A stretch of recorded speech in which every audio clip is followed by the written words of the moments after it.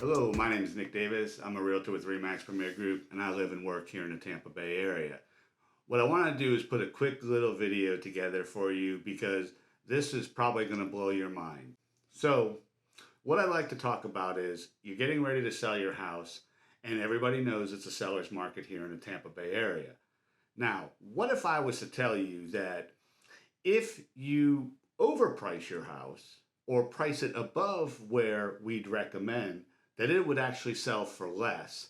And if you priced it where we recommended the list price be based on the condition and the sales, that it would sell for more. Does that interest you? Let's get started.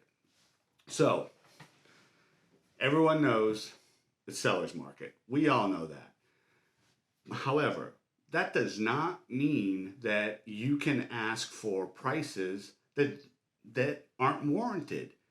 And we suggest price the home where it needs to be sold, where it is based on the recent sales of similar homes in your neighborhood.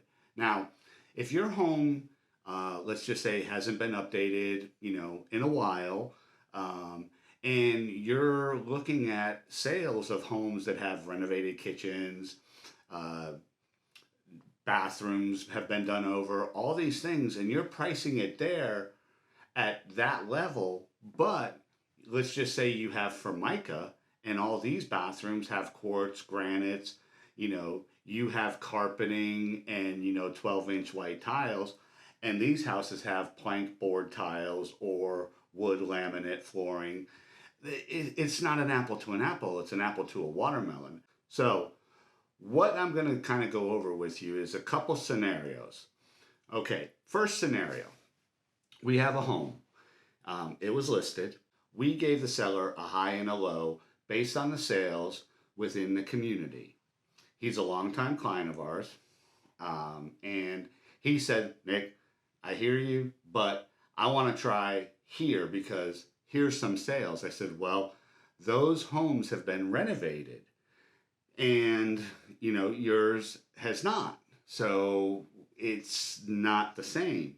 And so this house went on the market. We had showings. We got several offers from investors and from people that were, where it should be. And he didn't want to sell it at that price.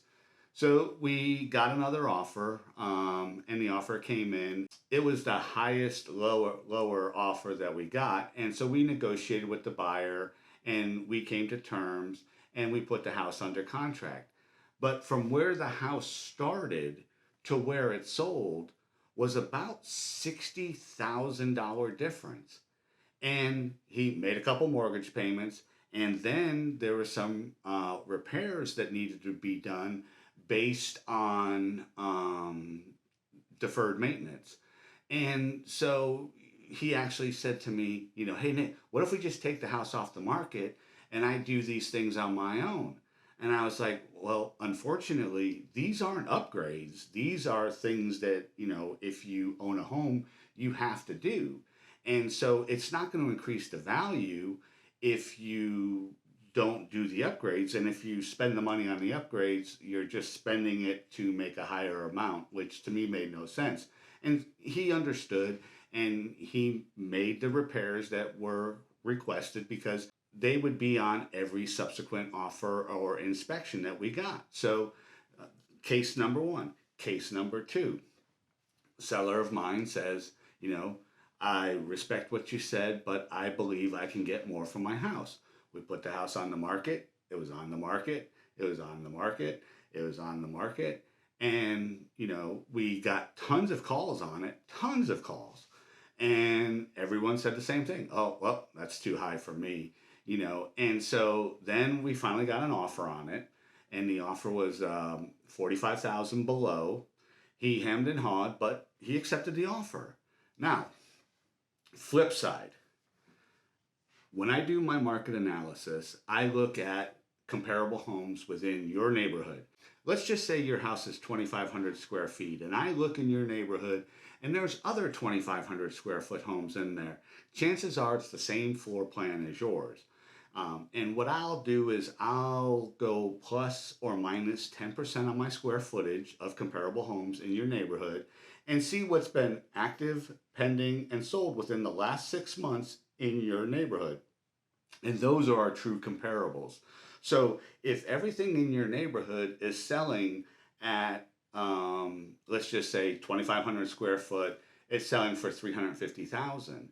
And so, and these are all comparable homes, they've all got the same things, none of them have been updated. Well, then that's our price, 350. And that's where I'm going to recommend that you price the home, because when you price the home where it's supposed to be based on the sales, you let the buyers say, hey, I want this house and I'm willing to pay above the list price and above the appraised value, because everyone knows here in Tampa we have a lack of inventory. We have a shortage of homes. So here's my examples of 3 sellers that in the last 180 days listened to me, and all their homes sold for more. The first one is a new construction home that the buyers actually purchased in 2021. Then they got relocated and had to sell. They purchased a home for $326,000. It was either the end of January or beginning of February 2021. And we were putting the house on the market in September 2021. We looked at the sales. Sales were right around 355, 365. So seller says, well, let's go with 365. I said, I can substantiate that. The sales substantiated. It's new construction. We put it on the market. Multiple offers. Home sold in October, 400,000. Buyer waived the appraisal, the gap on what it was going to appraise for and what their offer amount was. Next one was a resale home. We actually helped our clients purchase this home a few years ago. We listed the home. Funny thing was, it's a different neighborhood. It was an older home. Not old, but it was, it was built in 2007. And this one, we said, the same floor plan, a couple doors down, sold for 357 a couple months before. So we said, hey, let's go 365. Same thing, multiple offers. We had to go over there and direct agents because they were over there fighting, trying to get into this house. House sold, 35,000 over the list price, 400,000. And the last one we'll talk about is one that's very recent. We listed the property. It had multiple, it was like 40 something showings in 2 days. We wound up with 20 something offers on the house. And it sold for 28,000 over where the seller listed it with us. And it is the highest sale price in that community, and it even exceeds the sales prices back in '05 and '06 when our market down here was on fire. So I'm going to say this, and I'm not, take it with a grain of salt. I'm kind of just trying to be funny.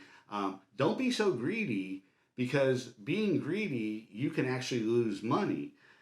Price your home where it needs to be priced and let the market increase the sales price. And if you'd like to know what the value of your home is, give us a call, 813-300-7116. We'll do a market analysis based solely on the statistics, and then we can come out, take a look at the home, and see if there's any things that could increase or decrease the value of your home, because pricing it right is the key to selling it for more. Talk to you soon.